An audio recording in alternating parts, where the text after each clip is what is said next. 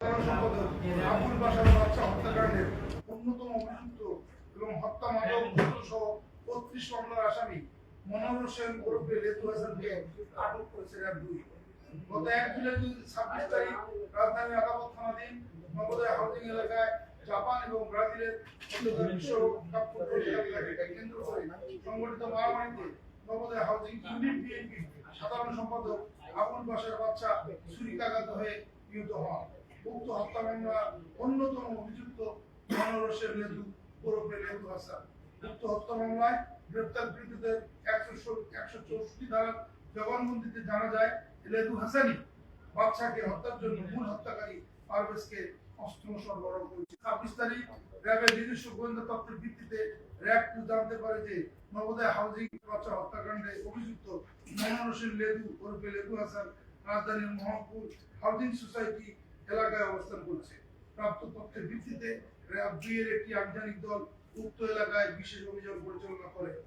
কম বিরুদ্ধে রাজধানীর বিভিন্ন থানায় হত্যা, অস্ত্র, চাঁদাবাজি ও মাদক সহ ৩২টি মামলা রয়েছে। ইতিপূর্বে ২০১০ সালে ঘটে যাওয়া আলোচিত অহেতুজমান হত্যা মামলায় এজাহারভুক্ত আসামি হিসেবে তিনি গ্রেফতার হন এবং ২০১২ সাল পর্যন্ত হাজতবাস করেন।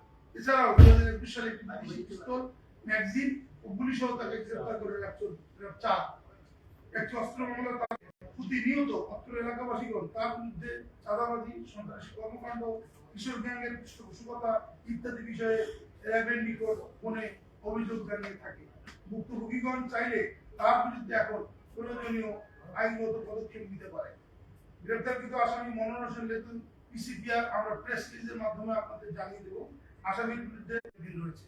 ধন্যবাদ। হত্যাকাণ্ডের পরে যেটা জানা গেছে যে এই ঘটনার সঙ্গে শীর্ষ নেতৃত্ব বিএনপির বিপুলের শীর্ষ নেতৃত্ব জড়িত থাকার একটা সম্ভাবনা মানে তদন্তে প্রাথমিক তদন্ত যাচ্ছে। আপনারা এমন কোনো তথ্য পেয়েছেন যাকে গ্রেফতার করেছেন? আর কোনো প্রশ্ন? পাশাপাশি এর সঙ্গে একটি অ্যাড করতে সাম্প্রতিক সময়ে মোহাম্মদপুরে ছিনতাই বেড়ে গেছে। আপনাদের পেট্রোলিং কেমন?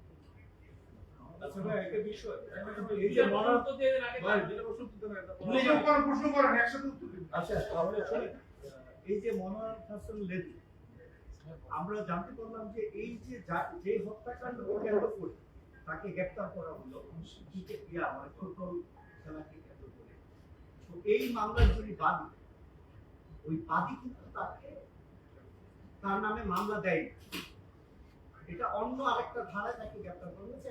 আরেকটা বিষয় আমি জানতে চাই যে ২০১০ বা ৯ সাল থেকে ২৪ আগস্ট পর্যন্ত যত মামলাগুলো হয়েছে সেই মামলাগুলোকে আসলে কোনভাবে আপনারা এই পরিবর্তিত বাংলাদেশে দেখেন? আমি একটু বলে দেই, ইনি বর্তমানে ওইখানকার একজন জনপ্রিয় কাউন্সিলর পাবেন, বলা হচ্ছে তাকে ফাঁসানো হচ্ছে এবং এই মামলার যে আসামি বাদী সে তাকে মামলাও দেয়নি। তাহলে এই আগের মতোই কি র্যাপ চলবে না এটা আমার আর কোনো প্রশ্ন? আগে তিনটা প্রশ্নগুলো অনেক প্রশ্ন আছে পরে প্রশ্ন ছিল এটা নিয়ে আমাদের কাছে প্রাথমিক কোনো তথ্য নেই।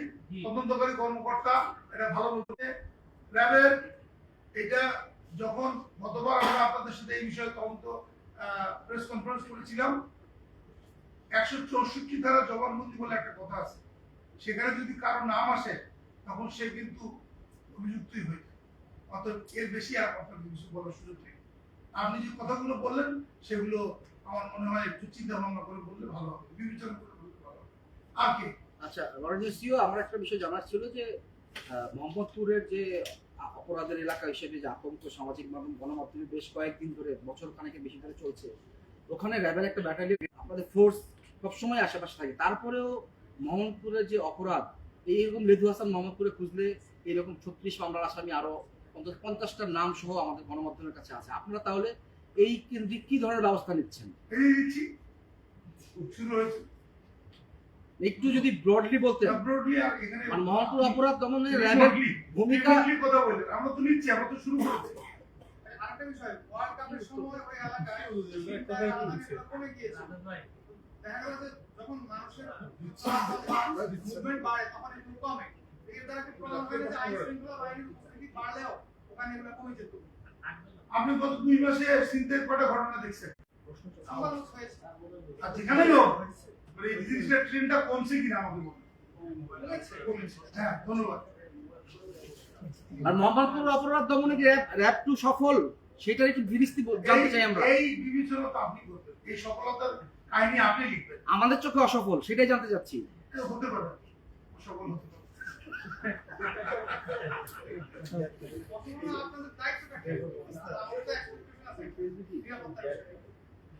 আমরা তো আমাদের মতো করে যাচ্ছি, আমরা তো স্যাটিসফাইড।